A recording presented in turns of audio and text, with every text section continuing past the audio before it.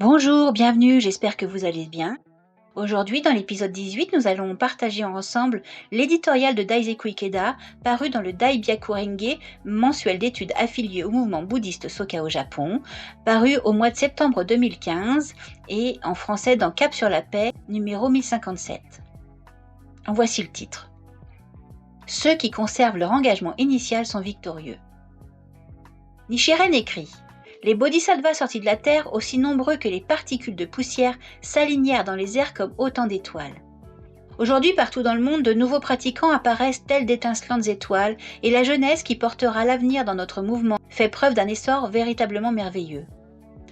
Rien ne me réjouit davantage que de voir croître le nombre de jeunes de valeur engagés à réaliser le Kozenrofu mondial.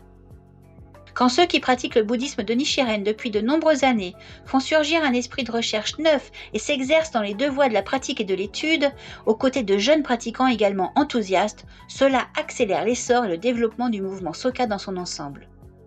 Le célèbre scientifique et fervent militant pour la paix, Joseph Rotblat, a affirmé: « Chaque personne a le pouvoir de créer des vagues qui peuvent changer la société. » Il s'est donné corps et âme pour faire jaillir cette énergie chez les jeunes et pour la manifester dans sa propre vie. Le bodhisattva jamais méprisant, qui apparaît dans le Sutra du Lotus, est décrit comme un pratiquant à l'étape initiale de la joie d'entendre l'enseignement du Bouddha. L'étape initiale de la joie est la première étape de la pratique où l'on accepte et commence joyeusement à pratiquer les enseignements du Bouddha. En acceptant l'enseignement du Bouddha de l'éveil universel, le bodhisattva jamais méprisant a fait preuve de profond respect envers la nature de Bouddha de chaque personne qu'il rencontrait et avec qui il s'efforçait d'engager le dialogue. Quelle que soit l'arrogance des individus qui l'attaquaient et l'insultaient, il conservait vivante cette joie initiale en se consacrant à la même grande mission que son maître. C'est la raison pour laquelle il n'a jamais été vaincu. La foi ne se mesure pas à l'aune d'un nombre d'années de pratique ou de notre position dans le mouvement. Quand nous tombons dans l'arrogance et l'autosuffisance, nous perdons tout sentiment de joie. C'est le cœur qui est important. Les personnes véritablement admirables sont celles qui n'oublient jamais leur engagement initial, qui ne dévient pas des fondamentaux et qui ont une foi telle l'eau qui coule, qui croient continuellement sans jamais régresser. J'aimerais évoquer un pionnier du département des hommes de la préfecture de Gifu, dont je garde de chaleureux souvenirs, qui a dit combien il avait été touché et inspiré dans sa pratique bouddhique quand il a entendu l'histoire de Shuddhapantaka. Ce dernier, bien qu'ayant des difficultés pour apprendre, pratiqua régulièrement l'enseignement du Bouddha et atteignit l'illumination. Ce pratiquant de Gifu lutta courageusement au cœur des troubles et de la confusion occasionnés par des moines corrompus et égoïstes lors du premier incident avec le clergé. En tant que responsable de chapitre, il fit le serment de faire de son chapitre le meilleur du Japon et lutta avec un infatigable courage pour créer un château de personnes de valeur.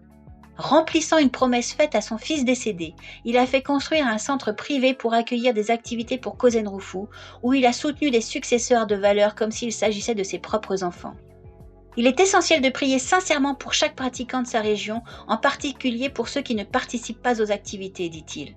Par la prière, nous parvenons à voir que chaque personne est un Bouddha et qu'elle possède une mission unique. La Soka Gakkai internationale est un rassemblement de Bouddhas développé grâce aux efforts dévoués des nobles pionniers des départements des hommes et des femmes. Quand nous prenons conscience des profonds liens karmiques qui nous unissent en tant que pratiquants de la Soka Gakkai internationale, nous ne pouvons qu'éprouver un intéressable déferlement de joie. En priant et en dialoguant avec nos compagnons de foi, particulièrement dans les moments où nous souffrons et où nous rencontrons des difficultés, nous pouvons revitaliser notre vie à un niveau fondamental.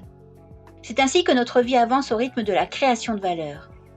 Nous avons un serment à réaliser, nous avons une lutte à remporter, et nous sommes nés avec le pouvoir inhérent d'y parvenir avec succès.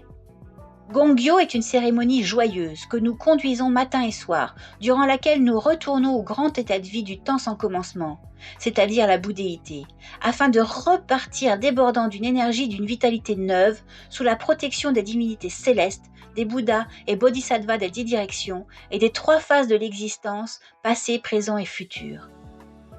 Mon maître, le 2e président de la Soka Gakkai, Josei Toda, a déclaré avec une conviction absolue: « Nous sommes des Bodhisattvas sortis de la terre. Nous sommes venus en ce monde accompagnés d'une immense suite de compagnons. Quand nous agissons avec sérieux pour Kozenrofu, ces compagnons apparaissent et luttent à nos côtés. » Découvrons de nouvelles personnes de valeur. Prions et allons de l'avant avec elles en tant que vainqueurs toujours fidèles de notre engagement originel dans la foi. Faisons d'aujourd'hui un autre départ du temps sans commencement et accomplissons avec fraîcheur et joie la véritable raison d'être de notre existence. Merci d'avoir écouté cet épisode numéro 18. N'hésitez pas à nous suivre sur les réseaux sociaux, Instagram, abonnez-vous, YouTube, abonnez-vous, activez la cloche, ne loupez rien.